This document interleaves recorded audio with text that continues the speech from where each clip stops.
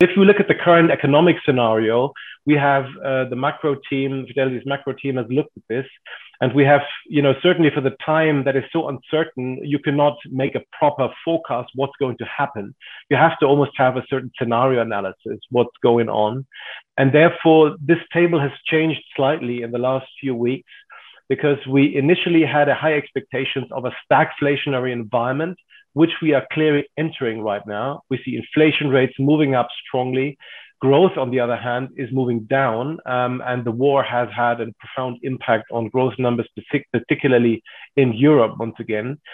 So because we had a high probability of the stagflation scenario coming in, now the big question is going to be, do we have to face a recession? And not only in Europe, because the probability of a recession in Europe is much higher than it is for the US, but probabilities for the US have increased also significantly. I would say if you look at the interest rate curve, the yield curve going out, it has flattened considerably and was inverted at some point, which gives some indication, at least if you look at historic terms, of a recession that is coming, it might be coming. And therefore the probabilities are now as follows: a hard landing, probability of 35%, a soft landing of 40%, that's the US right now.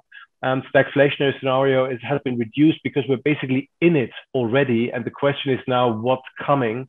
Will the central banks in any way manage to, on the one hand, tackle inflation, on the other hand, not kind of bring the economy into a recession, which is the most complicated task that they've had for a long, long time, because it almost seems inevitable to do some kind of policy error, either moving too hawkish, therefore bringing the economy into a recession, or moving not hawkishly enough and therefore having inflation run out. So that is a pretty tough environment right now for central banks. And if you look at the next picture, how growth consensus numbers have moved down since the invasion of the Ukraine, it has already had an impact before the war started. We have seen, liquidity get out of the markets by, central banks getting a lot more hawkish, QT or QE programs being reduced or, erased or deleted.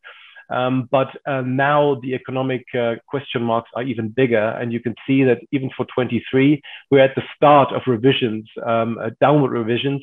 And I think there will be probably more going forward, depending on the path of central banks this year. And on the right-hand side, consumer inflation rates have moved up strongly. We've already had a big push on inflation rates, as I said, coming into this year. And therefore, a big ask for central banks to tackle the situation. This is something where you have to also break the psychological barriers, because the inflation rates are one thing. And you might argue central banks can't do a lot about a supply chain issues and supply caused inflation, because they can't produce oil, they can't produce chips, they can't unload the vessels in the Shanghai port that are waiting. But they can break down the psychological barrier of people thinking, oh my God, prices will move up strongly, will move up further. I have to get my wage increased. I have to go to my employer to ask for, a better compensation for what's coming, because my base costs of energy and, food are going up significantly. And if central banks are, seen to be able to break that psychological barrier, then inflation expectations, they will not move up as strongly. And that's the main task, I think, for central banks right now, to break inflation break evens or break inflation expectations going forward, which have moved up strongly. They're now on a 10-year basis in the US about 3%, and same thing for Germany on a 10-year basis, or for Europe at 3%, which is a lot higher than we had seen before the war started.